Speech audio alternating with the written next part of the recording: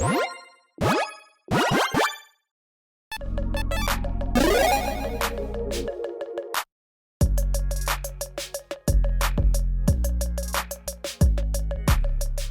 everyone, Mitch coming in for the Commander's Core Studio. Welcome to the show. Okay, so I think we are all unfortunately living in the potentially the darkest timeline. Any community fans out there? No, just me? Okay, anyways. Community fans out there, comment below, please. BS darkest timeline.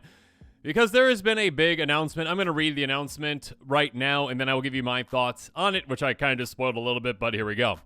On the future of Commander, an announcement from Wizards of the Coast in general. No specific name on this one. The past week has been tumultuous for Commander fans, members of the Commander Rules Committee, and the Magic community as a whole.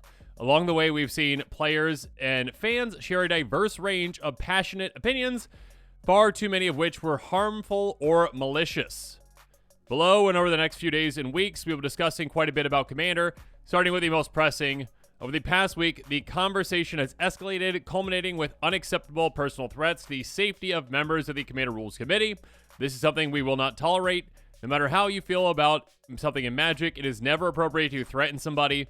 Everyone at Wizards of the Coast is united on this front. We will not hesitate to take action against individuals who threaten to harm community members or employees. This week has also demonstrated the truly monumental task that faced the Commander Rules Committee. The Commander RC is made up of 5 talented, caring individuals, all with other jobs and lives, which they must balance with managing the most popular format in Magic. It results in incredible amounts of work, time spent deliberating, and exposure to the public. Nobody deserves to feel unsafe for supporting the game they love. Unfortunately, the task of managing Commander has far outgrown the scope and safety of being attached to any 5 people.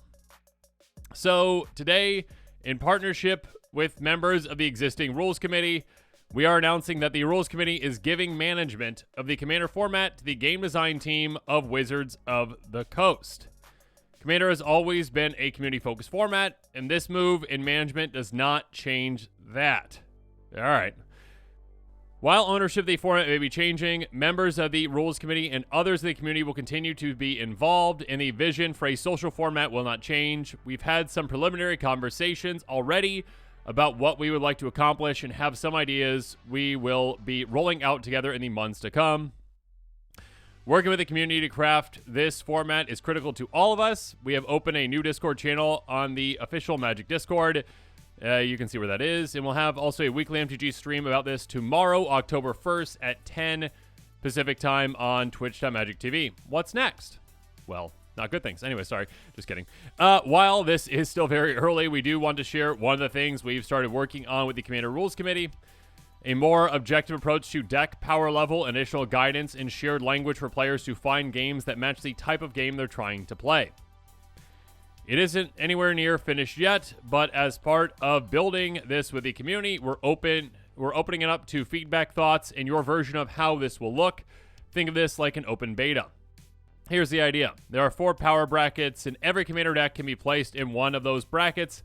By examining the cards and combinations in your deck and comparing them to lists, we'll need help, community help to create.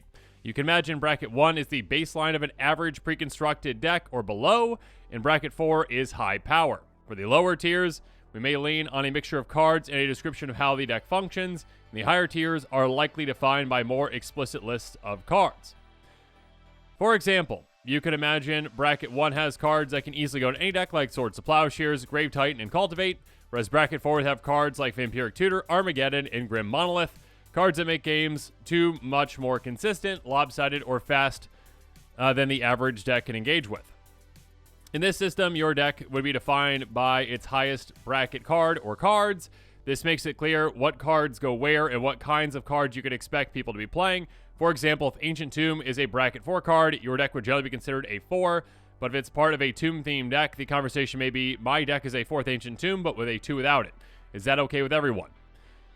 Will this system guarantee perfectly matched games? No, and that might be fine at your table, but it gets the conversation started from a shared understanding, and that's already great for the table.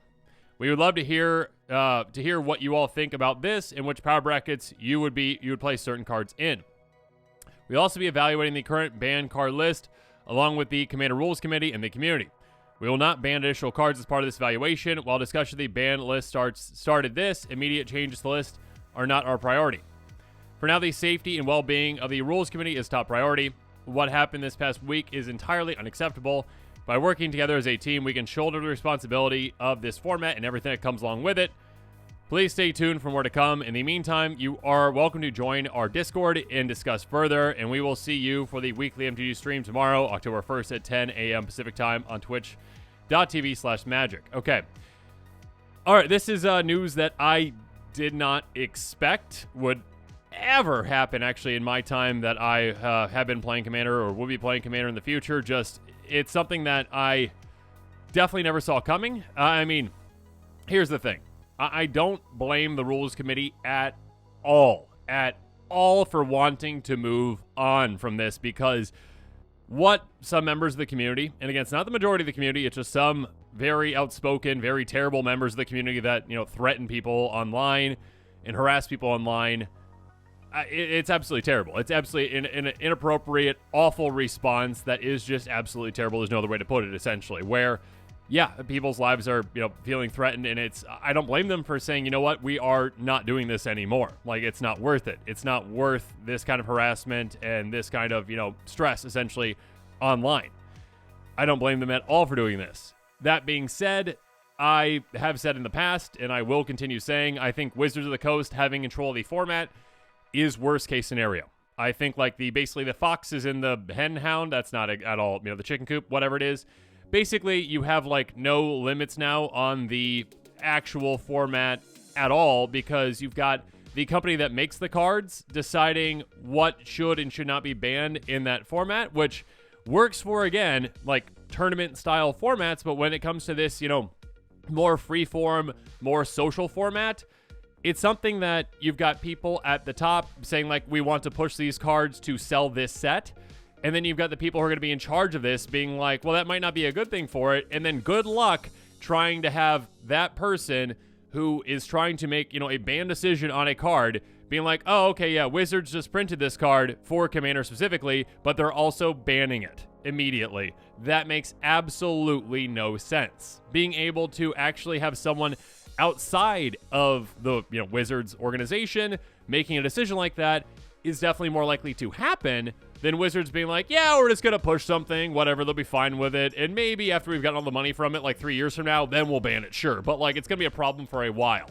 See, I think having it in-house is literally the worst case scenario, and again, I don't blame the Rules Committee for wanting to move on from this at all. I'm just saying that this is just the worst case scenario because, yeah, it's not going to be a good thing, Commander. I know there are some people out there who have said for a long time that I don't think it's the majority of the community at all, but there are some people out there who have said, like, oh, it'd be so much better if Wizards was in control. Yeah, now you're going to see that it's definitely not going to be the case. It is not going to be the case at all. And I'd love for them to prove me wrong, but again, there are no guardrails now. There are absolutely no guardrails because, again, when they want to push something to sell a product, they will do so, and by doing so, they are not going to then have someone immediately ban it.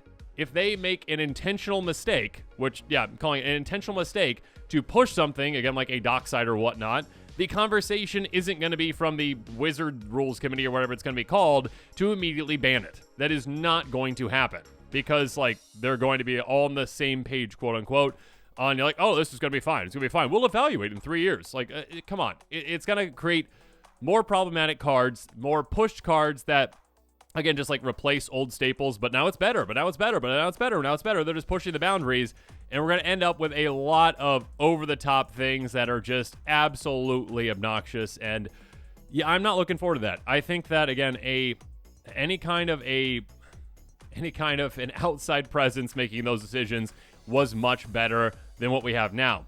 Now, that being said, one good thing about this, and again, I'm not saying harassment, I'm saying constructive criticism, please. When you actually are giving, feedback online, constructive criticism, everyone, please. Never harassment, never threatening anyone. Now, when it comes to the Rules Committee kind of taking the brunt for action or inaction for the Commander format and how it is, now that actually falls on Wizards, which I do think that is a good thing, but that is overall not worth. That is not worth having a separate entity gone now in Wizards just in control of the format, which I think, again, is literally worst case scenario. So the only good thing is literally when you are giving feedback now, it is going to be directly at Wizards. There is no them hiding behind anything, being like, well, we just printed this overpowered card and, well, the rules committee chose not to ban it, so it must be okay. There's not going to be that anymore because literally, again, it's all one organization. Like, I understand you got separate teams and whatnot, but yeah, your team should be talking, obviously. And yeah, they're not going to say that they're on opposite sides of the page at any point where they're going to be like, yeah, we're evaluating this card that we're printing. That makes no sense at all. So yeah, we're going to have, again, be like, no, everything is fine. We're going to have some cards getting pushed and then no pushback at all from the rules committee saying like, hey, we're evaluating this. It's going to be a problem. Are there benefits to Wizards being in control? Absolutely. But I do think that those risks and just the risks overall do not outweigh the rewards in any way at all. Wizards, them not having a shield to kind of take the flack for them is, again, a benefit that the Wizards is going to be the one who's getting the direct feedback, okay? They are getting a constructive criticism when I say flack, not harassment. But yes, I don't think it's a good thing at all. I'd love to hear from all you in the comments what your thoughts are on that. Let's quickly also talk about, and I might kind of wrap back around to this as well, but let's talk about the whole, what's next, and, there are, 4 areas of, brackets. I personally don't think that's a good idea to, basically go about that. I mean, it's kind of like Canadian Dragon Highlander, right? Or whatever that one is, where you have, point systems for certain cards. Again, I kind of, looked into that a little while ago and have not talked about or thought about it for over, I think, 3 years at this point. So I'm probably wrong with that. Someone who plays that, please let me know. But basically, saying okay, because this deck has 1 card in it, that makes it a 4. If you literally have just let's say you've been playing Magic for a long time, right? And you just have cards lying around and you just happen to have a Vampiric Tutor and you throw your Vampiric Tutor in your, I don't even know, Kuro Pit Lord deck, and all of a sudden because you have a Vampiric Tutor in that deck, which is nowhere near a high power commander and nowhere near a high power deck if it's just Vampiric Tutor in there. And you're like, well, technically, this, and again, if you're a newer player, you might not know the difference, right? You just put your list in this machine and it says oh, your deck's a 4 because it has this card in it. Versus if you literally took that card out, it could be a 1. And also saying that a 1 is pre-con or below. They're so much lower than pre-con. It's not even funny. Chair Tribal is the same as any pre-con these days. Come on. So I do think that it's nice to have a system potentially, but I think just with the complexity of Magic, especially the complexity of Commander, where again, MIT a couple years ago, whatever, said it's the most complex game of all time in the world, and it can't be solved by computers. Yeah, you're not going to have a good solution to solve this where you're oh, okay, yeah, just put your deck list in, and then that will make everything more fair by saying oh, mine's a 4, mine's a 4, mine's a 4. Yeah, okay. Sure, you've got 1 Vampiric Tutor in there, nothing else. This other player is playing, I don't even know, combo on turn 2. So I do think this oversimplifies things. Some of my most powerful decks that I've ever built that I don't play anymore, my Joyra deck, that's all with budget cards. Every single card is incredibly budget friendly and, not Armageddon-esque at all. So that one was obnoxious to play against. I realized that these days when I first started playing Commander, I did not realize that, players don't want to necessarily watch me play Artifact Storm Solitaire, but yeah, I was taking 20 minutes a turn. That is probably, a tier 3.54, I mean, it's not CDH, but it's close to, that. It was my closest deck. It could win as early as turn 3, and that would probably be evaluated because it's just a bunch of miscellaneous artifacts that are kind of garbage in most decks out there. It'd probably be evaluated as a 1 or a 2 maybe. And then you have that one just going up against a pre-con and people thinking it's going to be fair. So I don't think that that's necessarily a good, I want to be proven wrong with this. If they could make something that actually evaluates decks at a pretty close power level, I would be incredibly impressed. But I'm, again, thinking with the way that they worded all this, that basically hey, we have 4 power brackets and depending on what cards are in them, that individual cards, not how the cards interact with each other. Not how the cards interact with each other. It does not say that at all in this. It's more just individual cards, power level. Okay, cool. If you have a Cyclonic Grip in your deck, well, that's a 4. No, that doesn't necessarily mean that you're a CDH deck at all. So yeah, it's gonna be weird. But yeah, overall, yeah, you can't blame the rules committee at all for this, at all for making this kind of a decision. You cannot, because again, they were harassed to an absurd point online, threatened online, absolutely terrible. I would not want to be in the position at all for that. No one deserves that at all.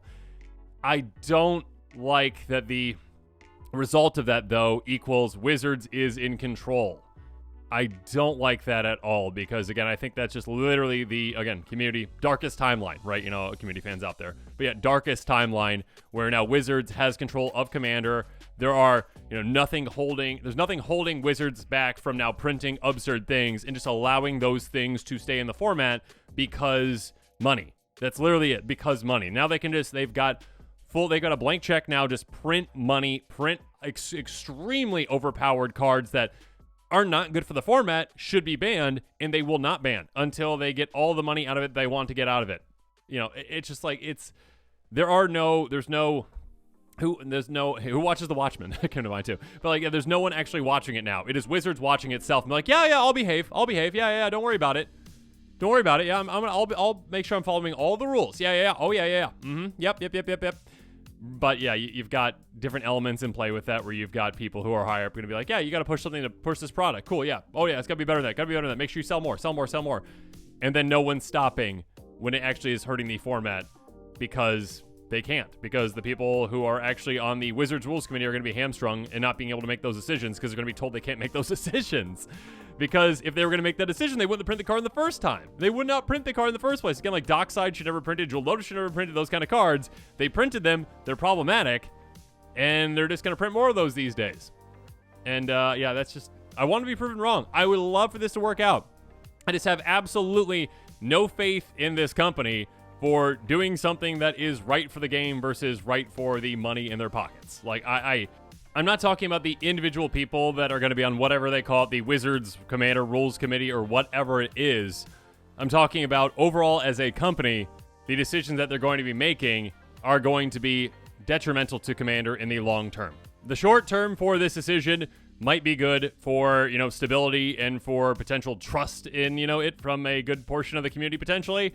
But yeah, I think this is an absolutely terrible worst case scenario. I can't believe this is happening.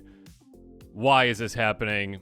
Wizards is not going to do a good job with this, and by giving up the reins of this, from the community giving up the reins of Commander to Wizards, it's never coming back. It is never coming back around. The community will never be in charge of Commander again from now on. Instead of this being potentially passed from community members to other community members, from the RC members to other RC members. Now this is just permanent Wizards control perpetually, just until Commander burns the ground someday because they print obscenely obnoxious things over time or whatever happens with Magic in general. It will always be in Wizards control, and it is something that can never come back to community control, and I think that is a terrible, awful, terrible thing. Again, for a community-driven format, for something that was built by the community, for something that is loved by the community, for something that is not a tournament format, it is just absolutely worst case scenario kind of news. So yeah, let me know what your thoughts are on all this in the comments below, please. Again, I could be very wrong about this. I really hope that Wizards proves me wrong and they actually, somehow rein things in. They end up having people on the inside that are telling them not to print certain things because those things are not good for Commander in general. Again, Jewel Lotus, Dockside, etc., those types of cards. And maybe they'd slow down on that.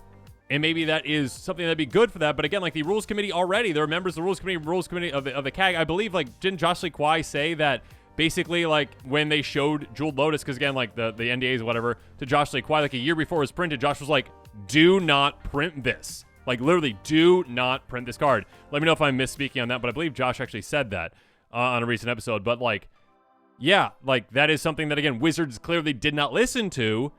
And do you think that they're going to listen to people that are internal? I doubt it. Versus, again, having that threat of outside of Wizards being like, oh, okay, yeah, if you print this, we're going to ban it. We're just going to ban it right away. You're not going to have this see the shelves. People won't buy that product, whatever it is. We're going to ban it right away. You need that community aspect of it because it holds Wizards back from being able to do certain things. At least it should be a guard from doing so. But yeah, now there's no guards. There's no guards up now. So yeah, guardrails, I guess, whatever I was trying to say. yeah, it's just, it's bad news, in my opinion. Love to hear from you in the comments below. Let me know your thoughts on this news are. Let me know your thoughts on that, power scale ranking thing are. I, again, don't have too high of hopes for that because, again, you're going to get some players who just like, well, my deck's a 4, I guess, because I have 1 Vampiric Tutor in it, therefore it's a 4. Oh gosh, why am I getting destroyed against this card, this person's deck that is a 1 technically, but they're using, like, eggs? Yeah. So, yeah, pretty crazy. So, yeah, let me know in the comments below. Of course, always, thanks again, and have a good one.